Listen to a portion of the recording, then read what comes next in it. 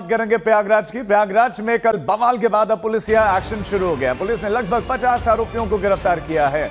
बवाल हुआ था, तोड़फोड़ हुई थी और बवाल के बाद मौके पर से 42 बाइक लावारिस हाल में मिले हैं। माना यह जा रहा कि ये बाइक्स उपद्रव में आए हुए उन युवकों की हैं जो कि पुलिस के खदेड़ने पर वहां बाइक छोड़कर भाग निकले। इन बाइकों के नंबर से पता लगाया जा रहा कि आखिर ये है कौन, ये बाइक किन के नाम पर रजिस्टर्ड है, कहां से ये आए थे और इन सभी को अब नोटिस भेजकर पुलिस बुलाएगी। आजाद समाज पार्टी का कहना है कि बवाल करने वाले पार्टी के कार्यकर्ता नहीं थे। पार्टी कार्यकर्ता 8 घंटे तक सर्किट हाउस में शांतिपूर्ण तरीके से बैठे रहे। ये आपको बता दें कि प्रयागराज के करछना के इसौटा गांव में कल ये जमकर बवाल हुआ था। पुलिस की गाड़ियों में तोड़फोड़ कर दी थी, कई बाइक को आग के हवाले किया गया था। कुछ तस्वीरें अब आपको हम दिखा रहे हैं। ये 4 तस्वीरें हैं। बवाल हुआ, बवाल में पुलिस की गाड़ियों को तोड़ दिया गया और पुलिस की गाड़ी यानी कि सरकारी गाड़ी यानी कि आम आदमी की जेब से गया हुआ टैक्स का पैसा इन गाड़ियों पर रखता है, यानी कि इन लोगों ने अपना नुकसान किया।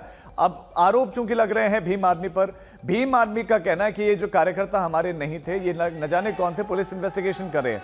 नगीना से सांसद हैं और भीम आर्मी प्रमुख है चंद्रशेखर, जो कि अनुसूचित जाति के एक मृतक देवी शंकर के परिवार से मिलने के लिए प्रयागराज पहुंचे, लेकिन उनको जाने नहीं दिया गया। और अब आपको हमारे संवाददाता की एक रिपोर्ट दिखाते हैं। प्रयागराज के करछना में कल जिस तरह से हंगामा की घटना की बातें सामने आई, उसमें कई पुलिस के गाड़ियों को निशाना भी बनाया गया।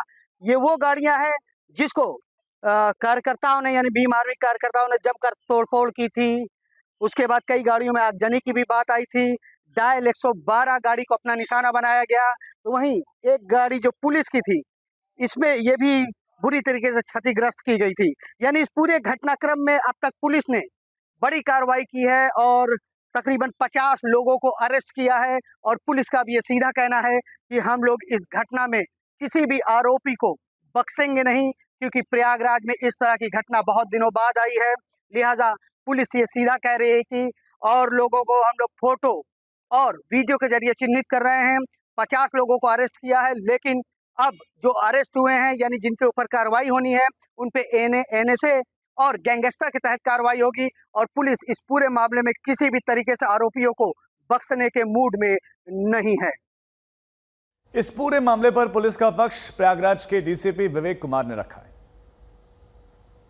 जो भी उपद्रवी हैं, फोटोज, वीडियोस, सीसीटीवी इत्यादि के माध्यम से इन सभी की पहचान करा करके बहुत ही कठोर धाराओं में मुकदमा पंजीकृत कराया जा रहा है। कई सारे लोग इसमें अभी तक पकड़े भी जा चुके हैं और इसके साथ साथ इन सभी के विरुद्ध में गैंगस्टर एक्ट के अंतर्गत कार्रवाई की जाएगी, एनएसए के अंतर्गत कार्रवाई की जाएगी और जो भी सरकारी संपत्ति की क्षति हुई है वो भी इसे वसूलने का कार्य किया जाएगा। सर, मौके पर भी इस पूरे मामले में भीम आर्मी के संस्थापक सांसद चंद्रशेखर ने कहा कि उपद्रवियों का उनकी पार्टी से कोई भी लेना देना नहीं है, पुलिस को इसकी जांच करनी चाहिए। हमारे साथ बातचीत करने के लिए हैं। क्या प्लान था आज आपका? आज और इसोटा जहाँ करछना थाने पे ये 2 घटनाएं हुई बड़ी दर्दनाक है, जिसमें एक पहली घटना जो कौशाम्बी की सैनी थाने की, जहाँ बाल समाज की एक बच्ची के साथ अन्याय हुआ और बाद में परिवार का आरोप है कि जांच जो है उसमें फेरबदल करके पीड़ित परिवार को जेल भेज दिया गया। उनकी मदद करने वाले लोगों को जेल भेज दिया गया, वहाँ के ग्राम प्रधान। और परिवार ने लगातार मुझसे बात की कि हम लोग न्याय चाहते हैं, आप लोग आके हमारी आवाज को उठाएं। दूसरा मामला इसोटा का, जहाँ शेड्यूल कास्ट के एक व्यक्ति को गेहूं के खेत में जो है रात के अंधेरे में जला के मार दिया, जिसके 3 बच्चे, एक 19 साल की बेटी, एक दिव्यांग बच्चा 6 साल का और एक और बच्चा है थोड़ा सा बड़ा, और एक बूढ़ी माँ। इन दोनों परिवारों को न्याय मिले और इनकी जो मांगे वो पूरी, उन्हीं पे बात करने के लिए आज मैं आया। दोनों परिवार से मिलने का कार्यक्रम था, लेकिन पुलिस ने कहा कि आप एक बार हमारे साथ सर्किट हाउस चलिए, हम लोग व्यवस्था करते हैं कैसे आप पहुंच पाए। और यहाँ आके मुझे नजरबंद कर दिया और दोनों परिवारों से मैं बहुत कोशिश के बाद भी नहीं मिल पाया। हमारे संवाददाता कुमार अभिषेक इस खबर पर हमारे साथ जुड़ गए। कुमार अभिषेक, चंद्रशेखर कह रहे हैं कि हमारी पार्टी के कार्यकर्ता है नहीं, लेकिन जो प्रदर्शनकारी दिख रहे हैं उनके हाथों में भीम आर्मी का झंडा है। पुलिस या इन्वेस्टिगेशन क्या कह रही है?